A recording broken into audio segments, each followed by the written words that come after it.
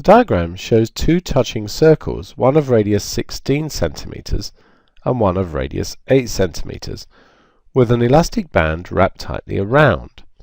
We want to find the length of the elastic. If I draw in a line joining the two centers, since the radii are 16 and 8, the distance here is 24 centimeters. Now, if we draw a radius up to where the band touches as a tangent, radius and tangent meet at 90 degrees. Now the trick is, draw in a line parallel to the elastic.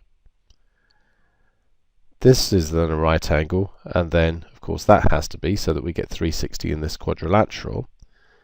And since this distance is 8, this distance is also 8. The radius of the big one is 16, so that means that this distance here is also 8. So we can find the length of the red line just by using Pythagoras' theorem. And note the 24 is the hypotenuse. So if I label this as D, then D is going to be the square root of 24 squared, take away 8 squared. So we can calculate that. So the square root of 24 squared minus 8 squared is going to give me 22.627. So I'll keep 3 decimal places at this stage. So that's that one, and of course this is a rectangle. So this is 22.627 here, of course in centimeters. And then by symmetry, if we look at the bottom half, this will be 22.627 as well. So we've got the length here and here, and now we just need to work out the bits that are in touch with the circles. Now, we can work out this angle just here, and by symmetry that enables us to work out this angle here. If we look at the right angled triangle here, this is the adjacent, this is the hypotenuse, so we can use the cosine. So the inverse cosine of 8 over 24, let's just underline this as this is an answer we want to keep, which we've drawn onto our diagram. So we want the inverse cosine of 8 over 24, and that's 1.231.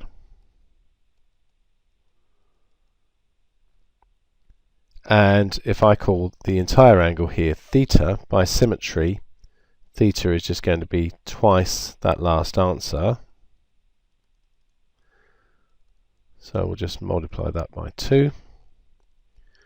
And that's 2.462 radians. Now, to get the arc length here, the angle we need is this one. Now if we're in radians, let's call this angle here phi. So phi is going to be 2 pi, which is the entire circle, take away 2.462. So that's 2 times pi, take away my last answer, which is 3.821 and so on.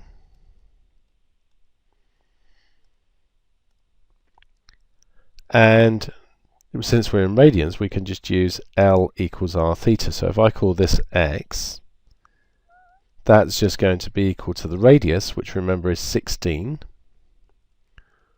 times 3.821 and so on. So all we need to do is multiply the last answer by 16, and that gives us 61.140. And that would be in centimeters. So 61.140. Now, because of all the right angles, the fact this is a rectangle and so on, and the symmetry in this, the angle here will be the same as theta. So 2.462 radians here, and the radius is 8. Let's call this one y. So y is going to be 8 multiplied by 2.462 radians.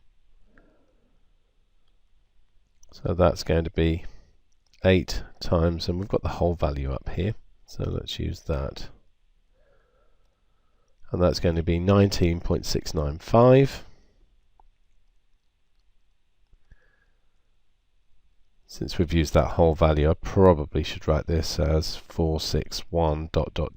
because we use the whole thing. And 19.695 centimeters will be this one.